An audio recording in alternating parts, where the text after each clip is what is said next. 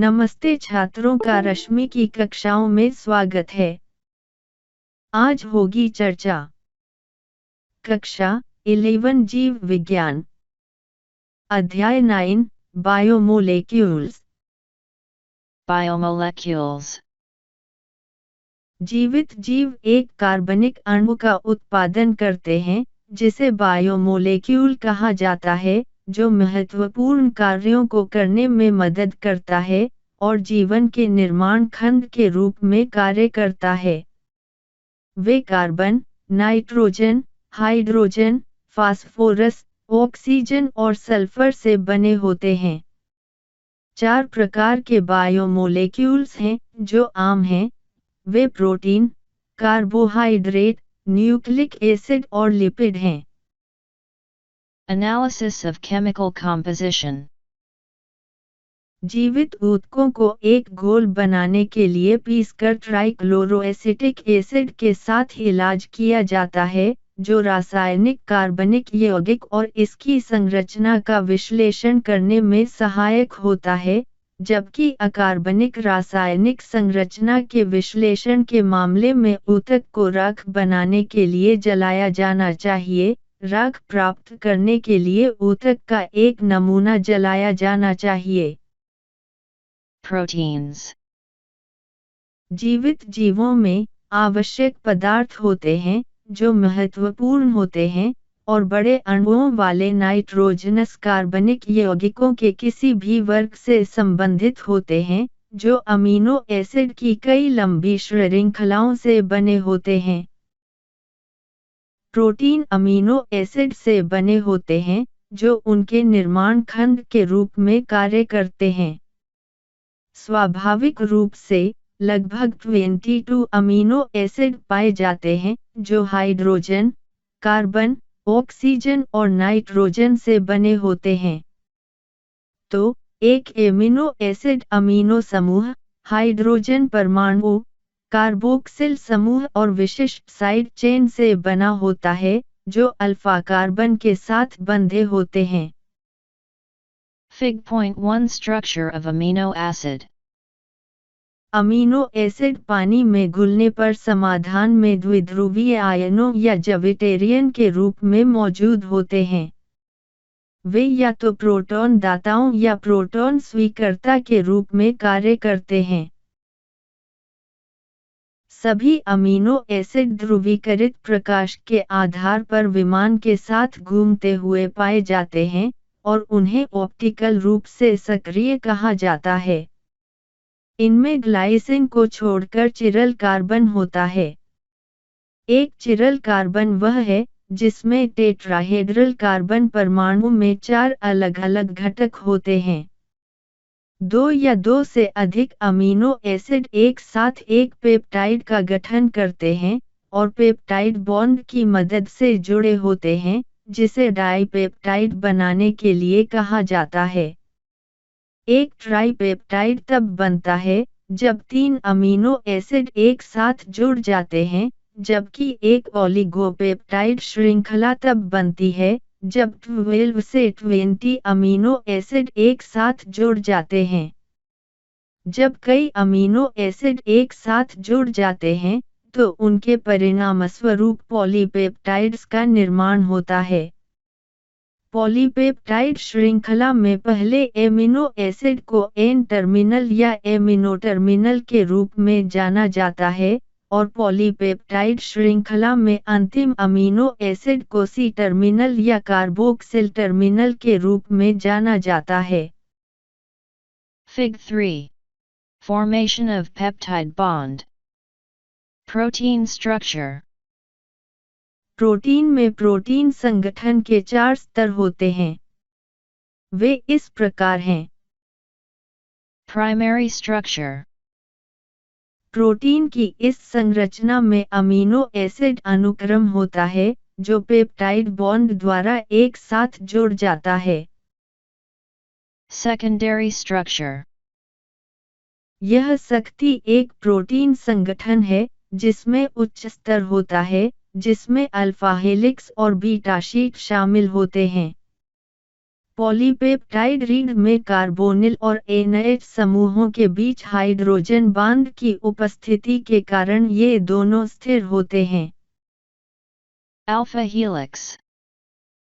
जब एक पॉलीपेप्टाइड श्रृंखला ट्विस्ट करती है, तो यह एक कठोर, रोड जैसी संरचना बनाएगी जो एक पेचदार रचना में बदल जाती है। Beta pleated. दो या दो से अधिक पॉलीपेप्टाइड श्रृंखला खंडों की व्यवस्था जो साथ साथ होती है, तो इसके परिणामस्वरूप एक शीट का निर्माण होता है, और प्रत्येक श्रृंखला खंड को बीटा स्ट्रैंड के रूप में जाना जाता है। Tertiary structures. प्राथमिक संरचना और इसकी साइड चेन के बीच बातचीत के कारण प्रोटीन की एक त्रिआयामी संरचना। उन्हें स्थिर करने के लिए, उन्हें hydrophobic interaction, hydrogen bond, electrostatic interaction, van der Waals बलों और सहसंयोजक बंधों की आवश्यकता थी। Fig 4. Levels of protein organization. Quaternary structures. वे दो या दो से अधिक पॉलीपेप्टाइड श्रृंखलाओं से बने होते हैं, जो hydrophobic interaction, hydrogen bond, electrostatic interaction आदि की मदद से एक साथ जुड़ते हैं। उदाहरण के लिए, haemoglobin. 7. Fibrous and globular proteins. रेशेदार प्रोटीन लंबे, रोड के आकार के अणु होते हैं, जो पानी में अघुलनशील पाए जाते हैं, और प्रकृति में संरचनात्मक और सुरक्षात्मक होते हैं, जबकि गोलाकार प्रोटीन पानी में घुलनशील होते हैं, और गोलाकार आकार के अणुओं से बने होते हैं। Nucleic acids. फ्रेडरिक मिशर मवाद कोशिकाओं के नाभिक से न्यूक्लिक एसिड की खोज करने वाले पहले व्यक्ति थे।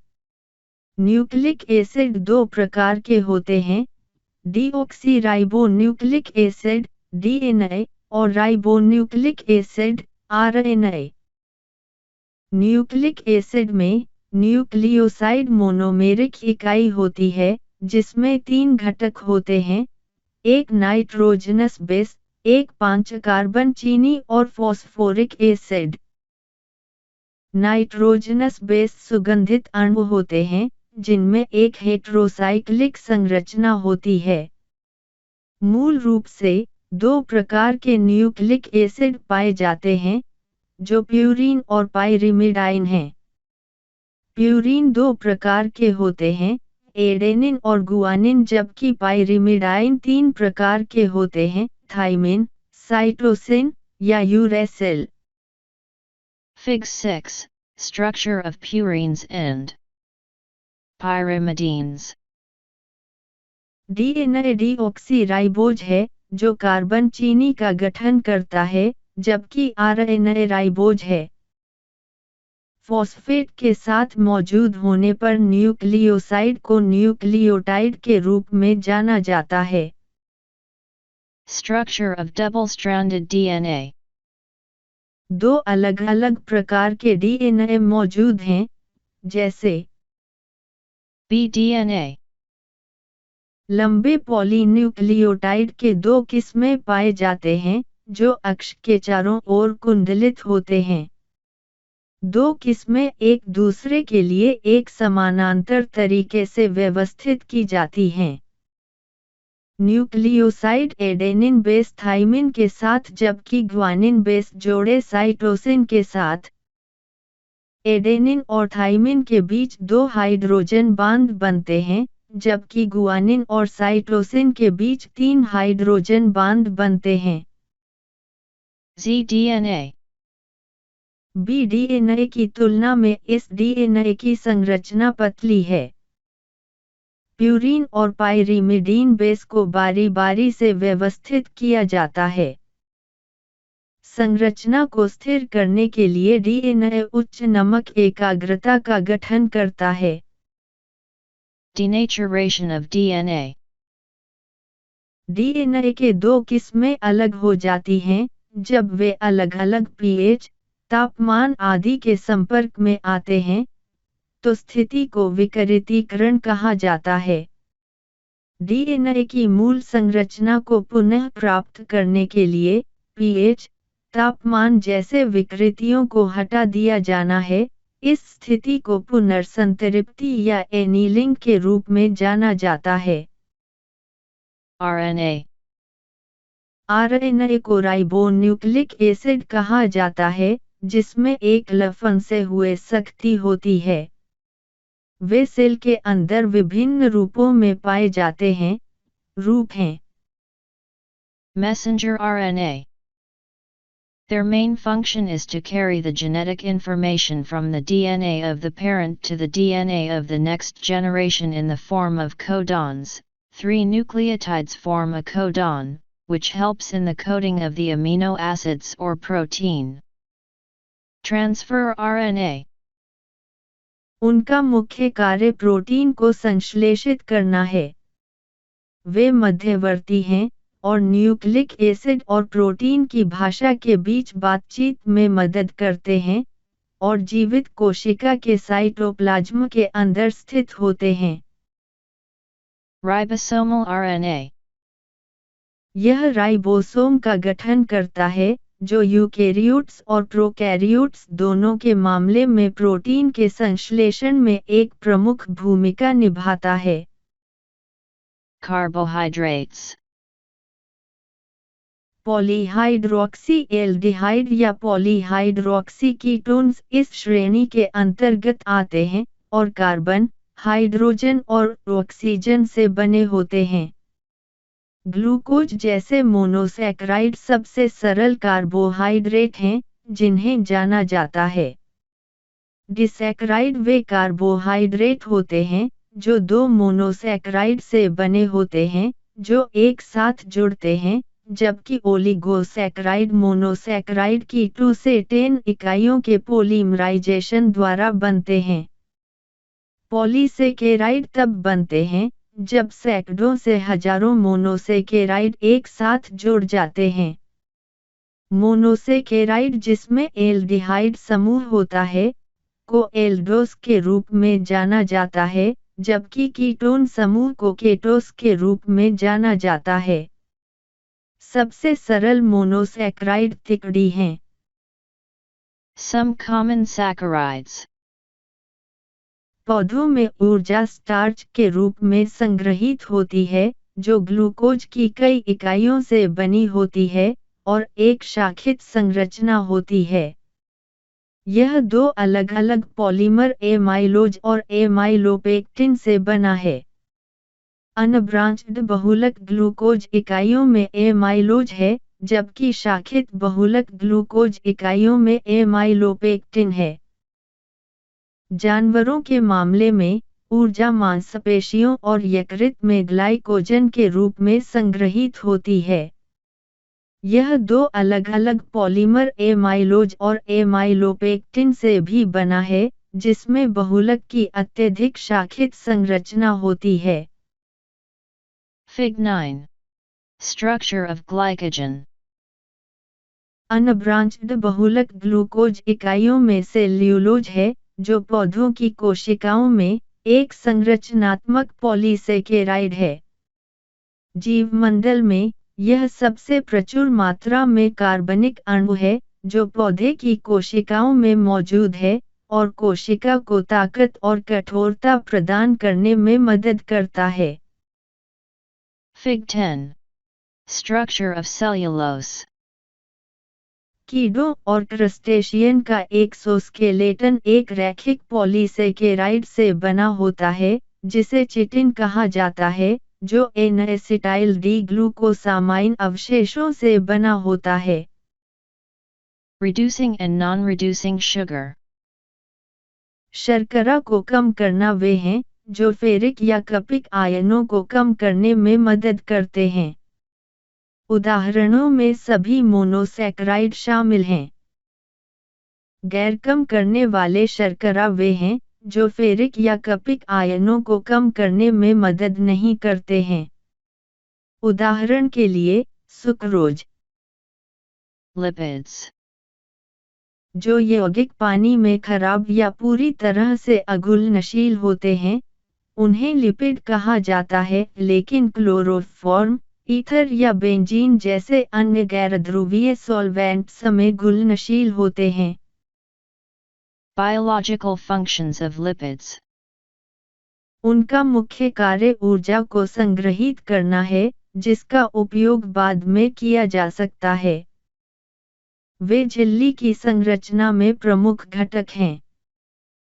उनका मुख्य कार्य पौधों, बैक्टीरिया, कीड़े और कशेरुकियों की रक्षा करना है। Fatty acids. लिपिड का सबसे सरल रूप फैटी एसिड है और एक कार्बोक्सिल समूह के साथ हाइड्रोकार्बन की लंबी श्रृंखलाओं से बना है। इसमें मौजूद एल्काइल श्रृंखला या तो संतृप्त या असंतृप्त हो सकती है। असंतृप्त फैटी एसिड के मामले में एक या एक से अधिक दोहरे बंधन होते हैं, जिनमें ध्रुवीय और गैर ध्रुवीय दोनों छोर होते हैं। स्तनधारियों के मामले में लिनोलेट जैसे फैटी एसिड बनने में असमर्थ हैं। फैटी एसिड जिन्हें आवश्यक फैटी एसिड कहा जाता है, वे शरीर में संश्लेषित नहीं होते हैं, लेकिन आवश्यक होते हैं, इसलिए उन्हें आहार से प्राप्त किया जाना चाहिए, जबकि शरीर में संश्लेषित कुछ फैटी एसिड को गैर आवश्यक फैटी एसिड कहा जाता है। ट्राइसिलेग्लिसरॉल को ट्राइग्लिसराइड्स के रूप में भी जाना जाता है, जो प्रकृति में गैर ध्रुवीय, हाइड्रोफोबिक है और फैटी एसिड और ग्लिसरॉल के एस्टर से बना है। Enzymes. एंजाइम प्रोटीन से बने होते हैं और प्रोटीन जैसी विभिन्न संरचनाओं से मिलकर बनते हैं, जिनमें प्राथमिक, द्वितीयक और तृतीयक संरचनाएं शामिल होती हैं। एंजाइम में एक सक्रिय साइट होती है, जो सबस्ट्रेट अणु को बांधने में मदद करती है। एंजाइमों के गुण इस प्रकार हैं। सभी एंजाइम प्रोटीन होते हैं, लेकिन सभी प्रोटीन एंजाइम नहीं होते हैं। प्रत्येक सबस्ट्रेट के लिए एंजाइम विशिष्ट हैं। एंजाइम उत्प्रेरक के रूप में कार्य करते हैं। प्रतिक्रिया के दौरान एंजाइमों का उपयोग नहीं किया जाता है। वे 6 प्रमुख प्रकार के होते हैं: ऑक्सीडोरडक्टेस, ट्रांसफेरेस, हाइड्रोलेज, लाइसेस, लिगेस और आइसोमेरेज। एक एंजाइम के कार्य करने के लिए उनमें से कुछ को कार्य करने के लिए एक कोफैक्टर और या सह एंजाइम की आवश्यकता होती है। Cofactor. वे गैर प्रोटीन घटक हैं, जो जब एक एंजाइम से जुड़ते हैं, तो उन्हें उत्प्रेरक रूप से सक्रिय बना देंगे। Coenzyme.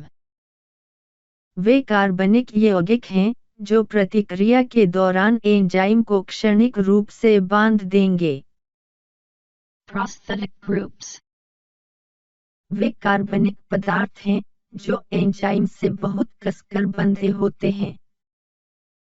Factors affecting the enzyme activity. Enzyme गतिविधि विभिन्न कारकों के कारण प्रभावित हो सकती है, जिसमें तापमान, पीएच और सबस्ट्रेट एकाग्रता शामिल है।